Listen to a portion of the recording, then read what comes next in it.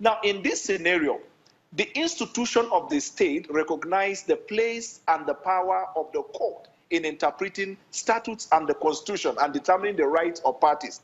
As soon as the matter went into the court and the court made that order, presumably in law, the time stops counting because the disobedience to the order of the court is violation of the due process.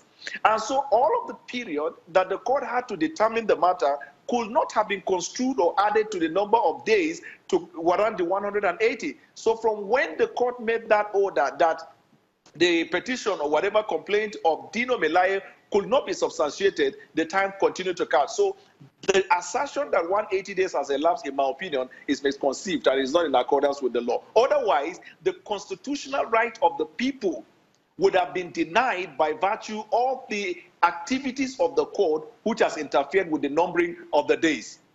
There are a lot of issues to be proven in court, especially when it comes to the petition, the signature, which some of the issues that the senator raised, that those signatures were forged. Those signatures sometimes are just a regular handwriting of one person writing the names of several people. But as it stands right now, when, legally speaking, when a court asks or a judge asks that a notice of court should be served, and it says it should be served on a particular person, how does this happen? Because the senator is saying it's never been served, and INEC is saying they've been chasing him around to serve him. They even allege that at some point they have been attacked by men in his house and police.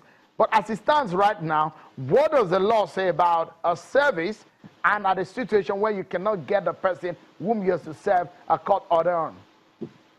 Well, it is elementary regarding service of court process that when you attempt to serve a party in a matter and the party is evading service, then you can approach the court and by an application and ask to serve him by substituted means.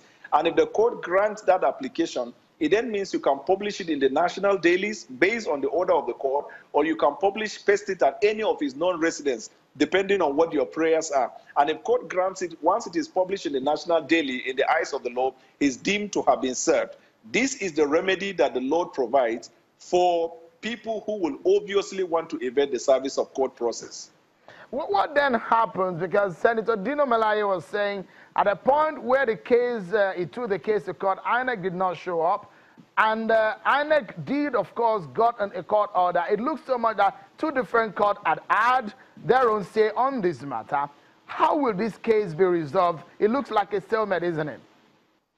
Well, I have always had the view that when it relates to the case of different orders or decision from court of coordinate jurisdiction, by the doctrine, by the provision of the Constitution, the order of a court, even the decision of the Federal Republic of Nigeria and Kalu, the Supreme Court made clear that the decision or order of a court of coordinate jurisdiction cannot police another court of coordinate jurisdiction. So, and in my opinion, the order that came first is the order that is valid in the eyes of the law, because at the time the order was made, there was no subsisting order by a court of coordinate jurisdiction. So if it was Dino Melaye that first obtained that order, then it means that order that Dino Melaye obtained at that material time must be the one that is subsistent, and must be the one that is legal. Any subsequent order by a court of coordinate jurisdiction cannot, for example, override the decision of the order by the other court of coordinate jurisdiction. Only a superior court can override the decision of a court. That is the provision of the law. And you see, that is why the CJN has decried this idea of courts giving out orders when they are aware that there is an order by another court of coordinate jurisdiction. We held the view that once an order is made, if you are approached as a court, you can declare jurisdiction.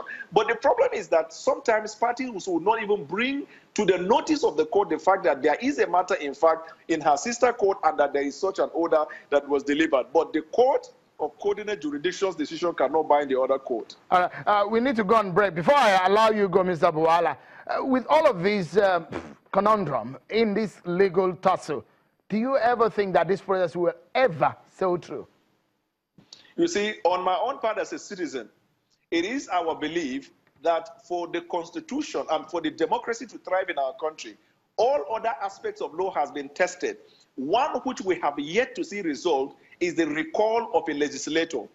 If you go to almost every constituency in this country, you will see the same cry. Right. People want to be able to have the powers to call their representative if the people are out of order. There may be a political reason, which is not my problem. My problem is understanding facts in relation to the law. All right.